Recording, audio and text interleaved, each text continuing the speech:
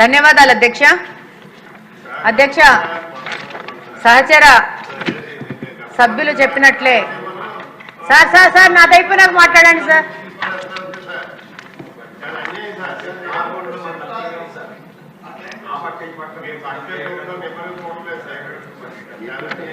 Signatures ఉన్న వాళ్ళు చూస్తామా sir?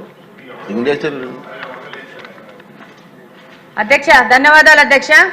2019-14 మధ్యలో సహచర సభ్యులు చెప్పినట్లు పట్టణాలకి దూరంగా 10-15 కిలోమీటర్ల దూరంలో జగనన్న కాలనీలను ఏర్పాటు చేసి ప్రైవేటు భూములని కోట్లకు లక్షల కోట్లకుతో సేకరించి రాష్ట్ర ఖజానాకి గత ప్రభుత్వము నిలువెల్లా దోపిడీ చేశారు అధ్యక్ష.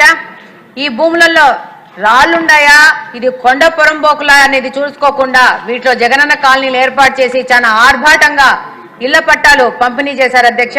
కానీ దాంట్లో ఏ విధమైన రోడ్లు కానీ తాగునీరు కానీ విద్యుత్ సౌకర్యం కానీ లేకుండా గాలికి వదిలేశారు అధ్యక్ష.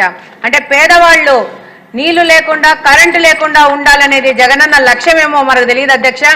ఇలాంటి పట్టాలలో అప్పులు చేసి మళ్ళా ఎక్కడైనా ఈ పట్టాలు లాగేసుకుంటారేమో ప్రభుత్వం అన్న భయంతో వీళ్ళు బేస్మెంట్ వరకు నిర్మించుకొని ఇంకా తర్వాత నిర్మించుకోవడానికి డబ్బులు లేక ఆర్థికంగా చితికిపోయినారు అధ్యక్ష. అలాగనే భవిష్యత్తులో ఇల్లు మంజూరు కాదేమన్న భయంతో అల్లాడిపోతున్నారు అధ్యక్ష.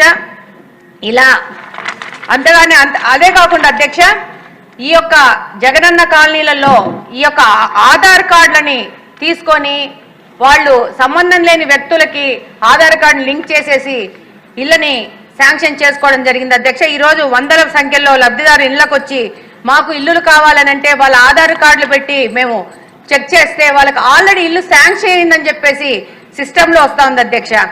దీనికి మీరు అధ్యక్షతన ఈ హౌసింగ్ దాని మీద ఒక హౌస్ కమిటీ వేసి సమగ్ర విచారణ చేయాలని కోరుకుంటున్నాను అధ్యక్ష. Thank you.